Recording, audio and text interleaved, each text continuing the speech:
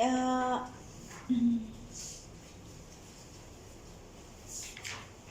ya, creo que sí lo hacemos rápido. Ya, entonces, ahora, como les decía, siempre se habla de que si uno no tiene la información, no sabe, ¿no? Cómo tomar decisiones. Entonces, lo que no se mide, no se, ¿saben? Exactamente, ¿no? Entonces, necesitamos medir nuestras acciones, necesitamos evaluar nuestro nivel de cumplimiento de todos los compromisos que estamos asumiendo con el Acuerdo de París, que es el que está vigente ahorita, ¿no? Entonces, para eso, el Acuerdo de París también establece un marco de transparencia reforzado. ¿Qué quiere decir eso? Si bien ya teníamos mecanismos de registro de información, ¿no? Lo que impulsa el Acuerdo de París es que se refuerce más eso. ¿Por qué? Por lo que se quiere transparencia. Los países quieren saber realmente qué es lo que tú estás haciendo, ¿no? Porque yo nomás no me voy a esforzar. Todos tienen que esforzarse y todos tienen que evidenciar que lo están haciendo. Por eso es que tiene que ser transparente, ¿no? Y por eso es que todos los países ahora estamos trabajando en cómo implementar estas herramientas que van a permitir medir, reportar y verificar todos los compromisos que tenemos. ¿Y qué es lo que estamos haciendo? Esto es un poco de la parte conceptual sobre qué es un marco reforzado de transparencia, que es básicamente lo que les decía, ¿no? De cómo medir, reportar la información que se genera en el país en cuanto a gases de efecto invernadero. Por ejemplo, les había comentado que nosotros ya por compromiso en la convención tenemos que elaborar inventarios nacionales de gases de efecto invernadero, por ejemplo, que son los indicadores que nos permiten ver cuál es nuestro nivel de emisión, ¿no?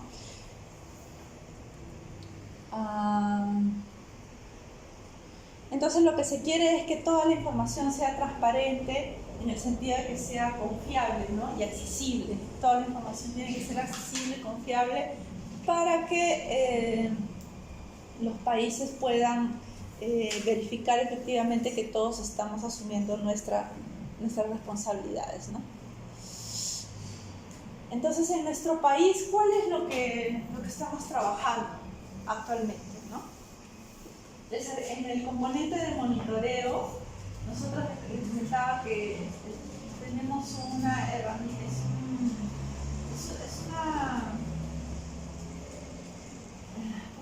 es una red institucional que hemos logrado tener como país a nivel nacional de cómo elaborar los inventarios nacionales de gases de efecto invernadero, y se llama Infocarbono, ¿no? Es la forma en cómo el país se ha organizado para poder cumplir con la elaboración de este documento que la Convención lo pide. Antes lo pedía cada 4 años, ahora lo está pidiendo cada 2 años a través de unos reportes. Acá hablábamos de la comunicación nacional, ¿no? Y después, esto era cada 4 años. Este es el informe bienal. Es que todo es en inglés, lo demás. Lo voy a poner en español, ¿ya? El informe bienal de actualización.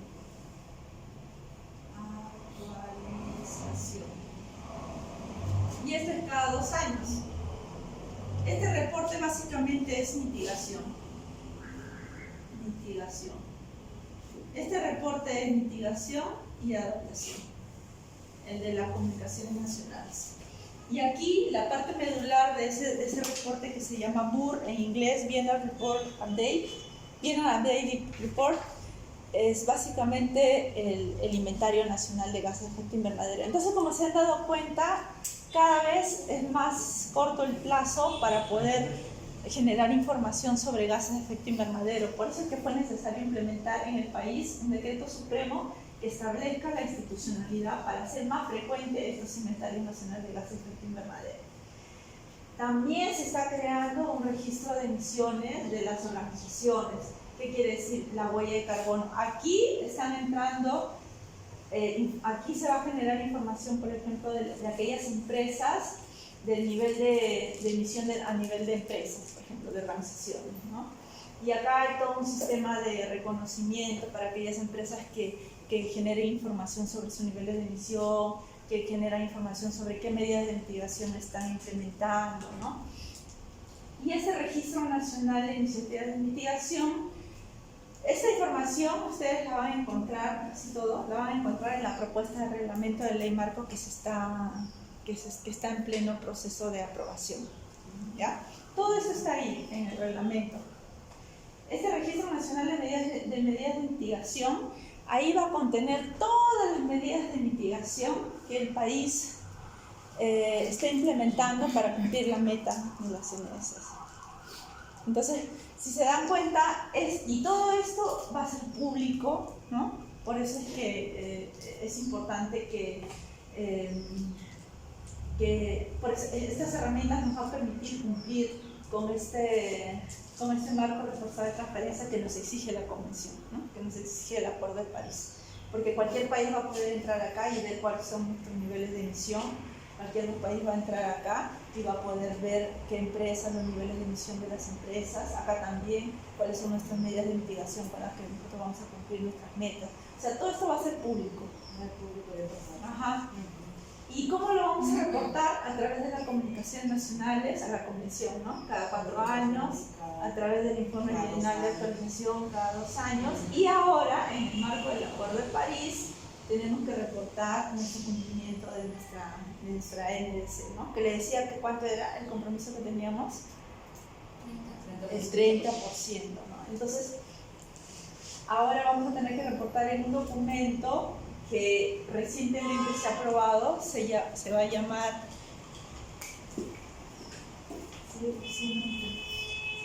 BTR, que es el Bienal Transparencia Report. Esto es para reportar el cumplimiento de la NDC.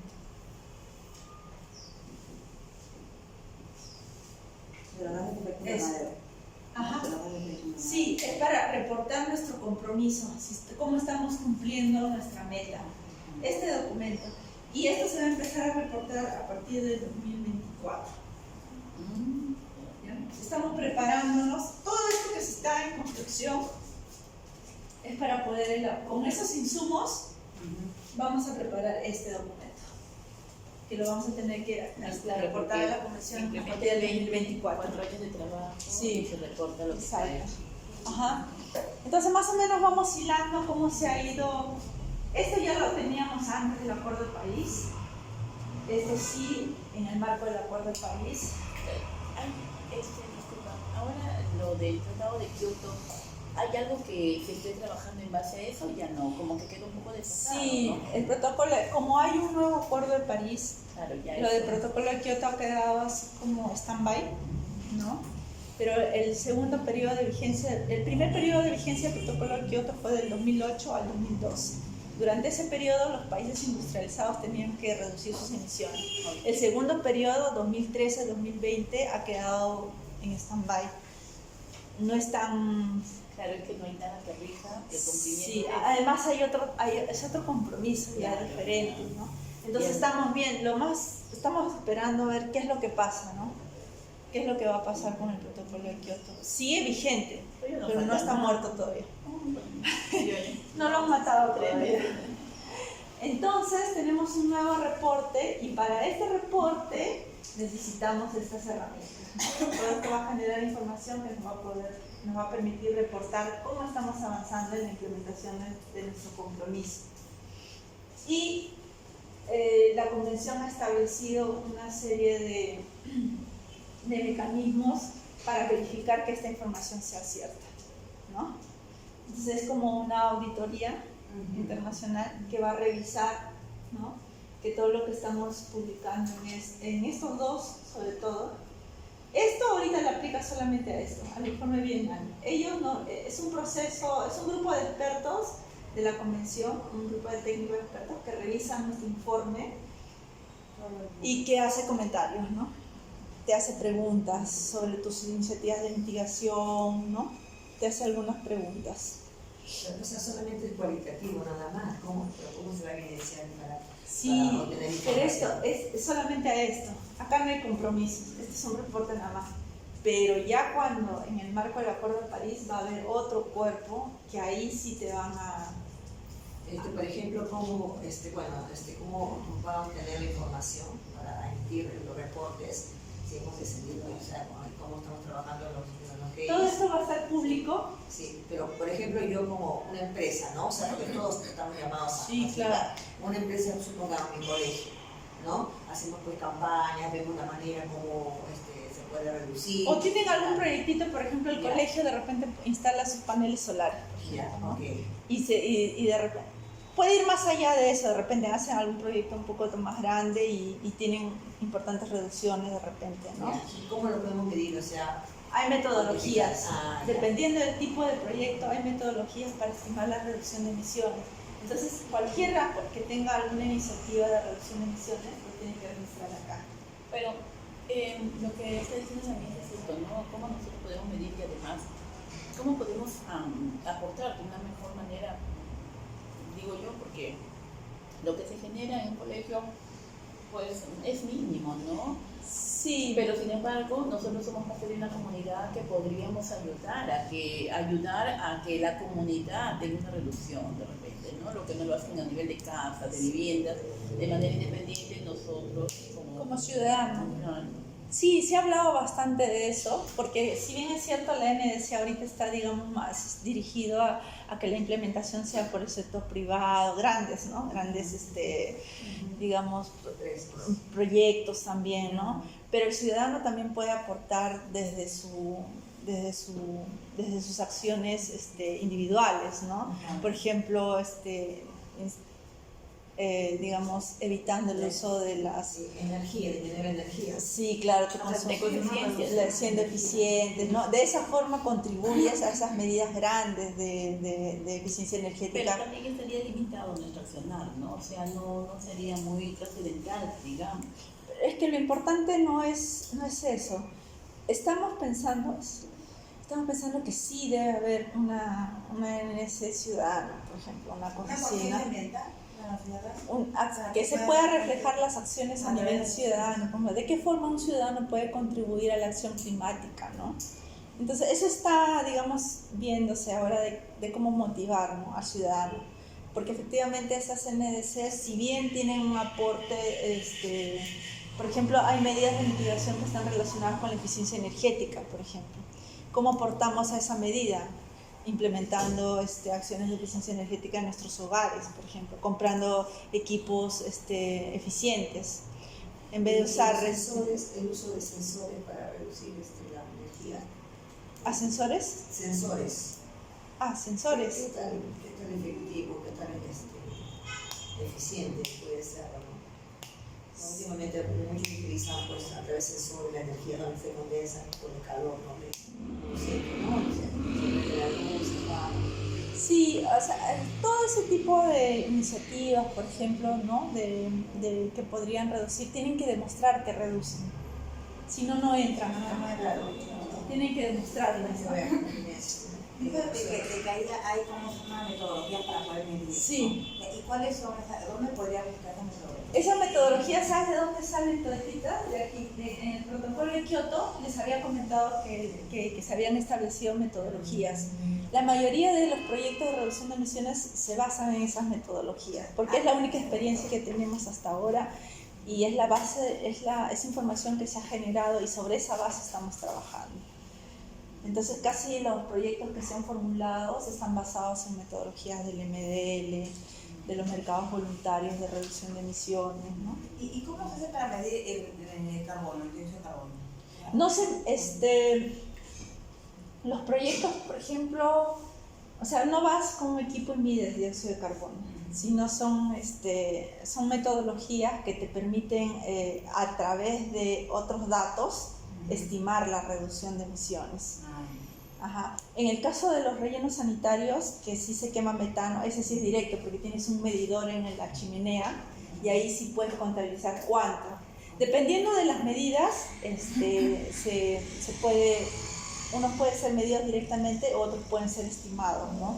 Ahora, la medición es caro, por eso es que hay que ver qué medidas se van a medir y qué medidas se van a estimar, porque no ameritaría, digamos, hacer una inversión de monitoreo, reporte y verificación a medidas que no van a generar muchas reducciones, ¿no? Hay que ver el costo-efectividad. Ajá. Entonces les había comentado que en el proceso de medición tenemos todas las herramientas que están relacionadas a la estimación de gases de efecto invernadero, en nuestro caso el infocarbono, ¿no? Y la reducción de emisiones de gases de efecto invernadero, todo lo que está relacionado con metodologías del MDL, ¿no? Que ya tenemos una experiencia de medición y de reporte y de verificación. Este es más o menos un poquito más detallado de lo que habíamos hablado anteriormente, porque en el proceso de reporte, ¿no? Les había comentado que van a ser a través de las comunicaciones nacionales, de los informes bienales, y que hay un proceso de verificación que se hace con una revisión externa, ¿no? Por parte de la convención.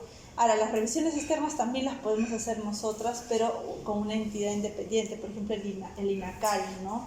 El INACAL puede certificar a verificadores externos para que puedan hacer la verificación de la información que se va a generar a nivel nacional, ¿no? Entonces, esto lo voy a pasar porque es del infocarbono lo que les había hablado. Hay una portal para quien tenga interés sobre información sobre los niveles de gases de efecto invernadero en nuestro país. Si ustedes entran a Infocarbono, ahí está colgado los inventarios que el país ha generado o con los que cuenta actualmente. Ahí se tiene la información. El registro nacional está en construcción, lo que les había contado. Aquí van a estar todas las medidas de mitigación con las que el país va a monitorear y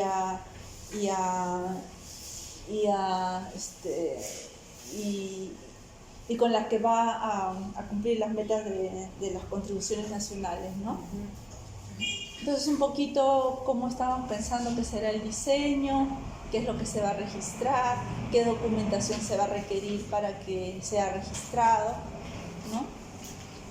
La huella de carbono que les había comentado, es una plataforma que va a permitir que las empresas a nivel organizaciones registren sus niveles de emisiones, ¿no? Va a tener un sistema de reconocimiento según el grado de información que reporte. Solo son para las empresas grandes. Es organizacional, o sea, puede ser públicos también, pero a nivel de organización, ¿no? Y el reporte, lo que les había comentado, ¿no? Las comunicaciones nacionales, que son cada 4 años, los informes bienales, que son cada 2 años, ¿no? Y el reporte de cumplimiento de la NDC, que les decía que ahora se va a llamar BTR, que lo vamos a empezar a reportar a partir del 2024. Y esa verificación que es a través de un cuerpo de la Convención Marco de las Naciones Unidas, que es una revisión externa, ¿no? Y lo que les había comentado, que el INACAL puede acreditar verificadores a nivel nacional para que también hagan la revisión de la información que se genera a nivel nacional.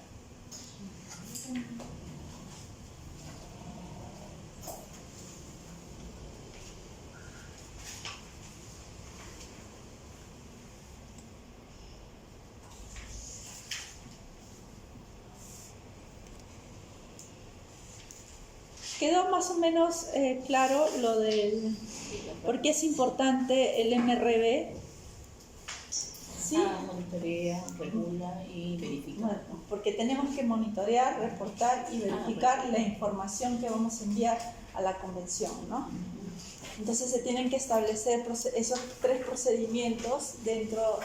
La verificación no, porque eso es, bueno, la verificación externa de la convención, sobre eso no tenemos nada que hacer, pero podemos tener verificación nacional independiente sobre las medidas de mitigación que se van a implementar, por ejemplo, ¿no?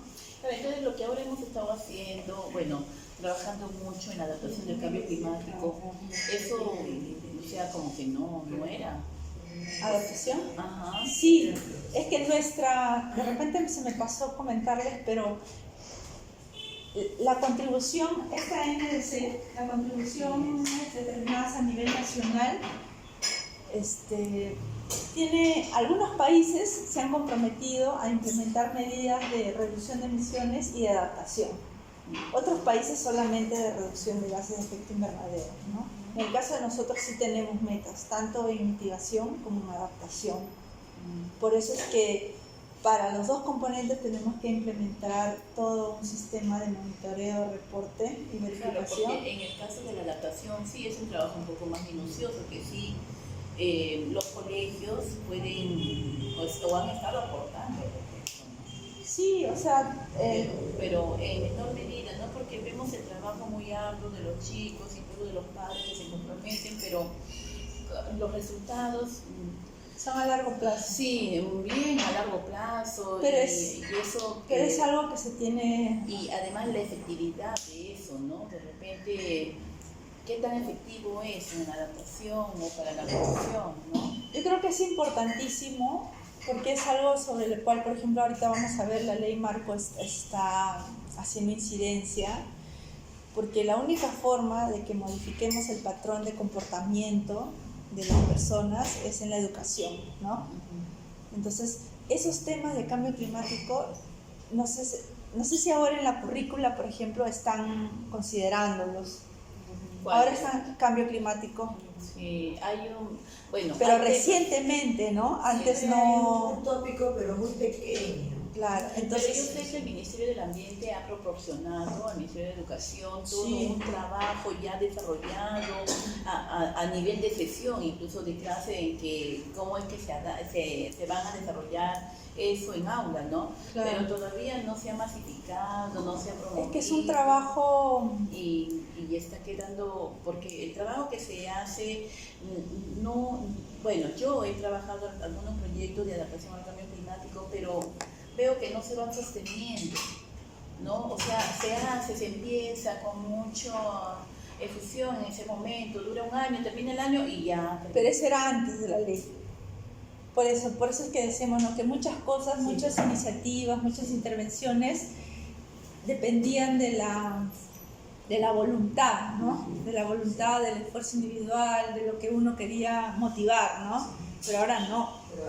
Ahora con la ley, claro. Ahora con la ley todo eso va a ser monitoreado. Sí, pero justamente no sé desde cuándo, porque no hay monitoreo. Sí hay intención No, sí, de llegar, hay. pero ahora a mi colegio no llega. No, pero este año ha habido incluso una exposición sobre en el Parque de las Cosas del Clima, sobre la adaptación al cambio climático en los colegios, cómo han ido trabajando. El problema es eso, que no llega a todo. Exacto, eso es algo, sí, medioambiental. claro, entonces eso es una realidad que no podemos tapar, ¿no? Sí, ha sido así, pero ahora lo que se quiere hacer y lo que manda la ley y el reglamento es que todo eso tiene que ser, digamos, tiene que darse el trabajo, ¿no? Más allá de la voluntad, del directivo que esté a cargo, quiera promover, eso ya pasó, esa etapa eso ya pasó.